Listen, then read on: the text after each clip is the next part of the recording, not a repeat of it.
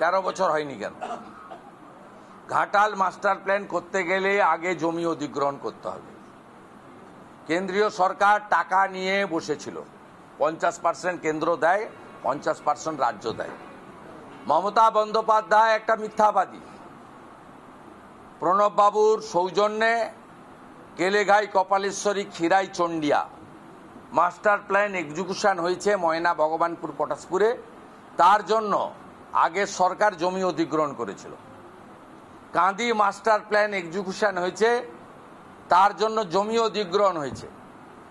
নিম্ন দামোদরের যে কাজ ওয়ার্ল্ড ব্যাংকের টাকায় হচ্ছে, উদয়নারায়ণপুর আমতা থেকে খানাকুল হয়ে, এখানেও জমি অধিগ্রহণ হয়েছে। যেখানে আপনি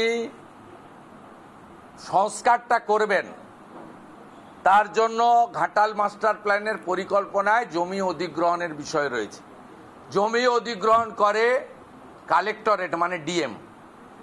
1893 সালের ব্রিটিশের অ্যাক্ট, সেকশন 4, জমি অধিগ্রহণ এতদিন করেনি বলে ঘাটাল মাস্টার প্ল্যান কার্যকর হয়নি। 10 বছর এই মিথ্যুক সাংসদকে লোক দেখেছেন, হাঁটু ছেঁড়া সাংসদ।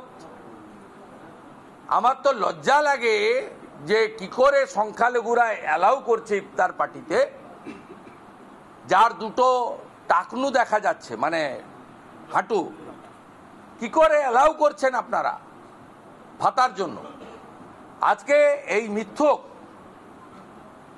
মিথ্যুক সাংসদ তার অকর্মণ্যতা ঢাকার জন্য কখনো পিসি, কখনো ভাইপো, আর গোটা এলাকার মানুষ জানে যে মমতা ব্যানার্জি মিথ্যা ছাড়া সত্যি বলে না, আর তার আলালের দুলার ভাইপো তিনি দুর্নীতি ছাড়া অন্য কিছু বুঝেন না।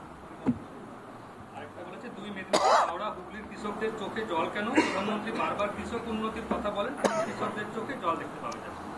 ওই মমতা ব্যানার্জির জন্য জল। 73 লক্ষ কৃষকের পিএম কিষাণ সম্মান নিধি পাওয়ার কথা। নরেন্দ্র মোদীজি পিএম কিষাণ সম্মান নিধি চালু করেছেন 17 সালে। আমরা পশ্চিমবঙ্গের কৃষকরা 21 সালের পরে, জুন মাসের পরে কেন পেয়েছি? কেন আপনি সব প্রান্তিক কৃষকের নাম দিল্লিতে পাঠাননি? মোদীজি তো হলদিয়ার মিটিংয়ে 5ই জুন 2021 বলে গেছিলেন যে তুমি যা নাম পাঠাবে আমি সবাইকে টাকা দেব। 73 লক্ষ নথিভুক্ত কৃষক বাংলায়, যাদের হক 6000 টাকা পিএম কিষাণ সম্মান নিধিতে পাওয়া, 2000 31 লক্ষ নাম কেন তুমি পাঠিয়েছ তোমার সরকার? এক।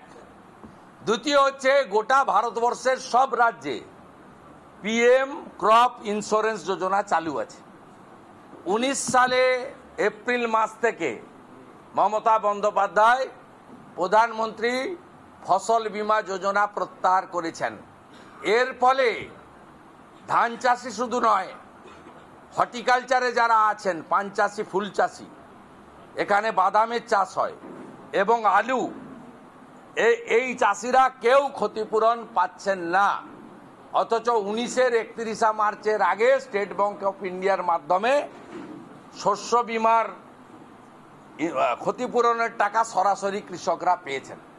তৃতীয়, এমএসপি অনুযায়ী পশ্চিমবঙ্গের কৃষকরা ধান বিক্রি করতে পারেন না। আপনার জ্যোতিপ্রিয় মল্লিক, আপনার একটা বড় section of the rice mill মালিক সহ, বাকিবুর রহমানরা সহ, এরা সব ধান কম দামে কেনে।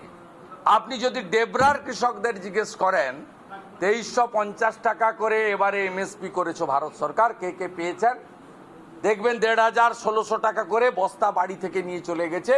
কোনো কিষাণ মান্ডি এবং কোপাটিপে ধান বিক্রি করেনি। উল্টো দিকে এই ভাইপো জানে না ওর পিসির সরকার গোটা ভারতবর্ষে কোথাও নেই, ধলদা কাটার নামে 10 কেজি করে ধান বাদ দেয়। প্রতি বস্তাতে 8 থেকে 10 কেজি করে ধলদা নাম দিয়ে ধান বাদ দেয়। কৃষকের চোখের জল পড়ছে এই পিসিআর ভাইপোর জন্য, জ্যোতিপ্রিয় মল্লিকদের জন্য। যেদিন এরা যাবে সেদিন কৃষকরা হাসবে। শুনে রাখুন ভাইপো, ডিজেল যে সমস্ত পাম্প মেশিনে ব্যবহার করা হয় গোটা ভারতবর্ষে, সেই ডিজেলে ভর্তুকি দেয় সেই রাজ্যের সরকার। উত্তরপ্রদেশ দেয়, পাঞ্জাব দেয়, হরিয়ানা দেয়, রাজস্থান দেয়, গুজরাট দেয়, মধ্যপ্রদেশ দেয়। শুনে রাখুন ভাইপো, ফ্রি ইলেকট্রিক পায় যেখানে ইলেকট্রিকে পাম্প মেশিন চলে জলের সেচের। গোটা ভারতবর্ষে একমাত্র পশ্চিমবঙ্গেই কৃষকরা পায় না। তাহলে কৃষকরা জানে তাদের যন্ত্রণা লাঘব একমাত্র বিজেপি করতে পারে, যেমন যোগী আদিত্যনাথজি করছেন, মোহন যাদব করছেন, ভজনলাল শর্মা করছেন, হেমন্ত বিশ্ব শর্মা করছেন।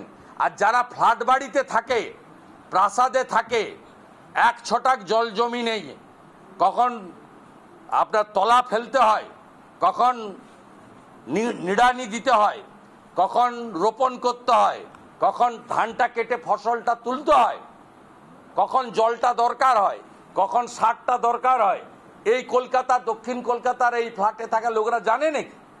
বড় বড় কথা বলছে। বোরো চাষ কখন হয় জিজ্ঞেস করলে বলতে পারবে? রবির ফসলগুলোর নাম বলতে পারবে? আমনে বীজ কখন মারতে হয়, রোপণ কখন করতে হয়, ধানটা কবে কেটে তুলতে হয় জানে? অতএব এদের মুখে সব কথা মানায় না। গাঁয়ের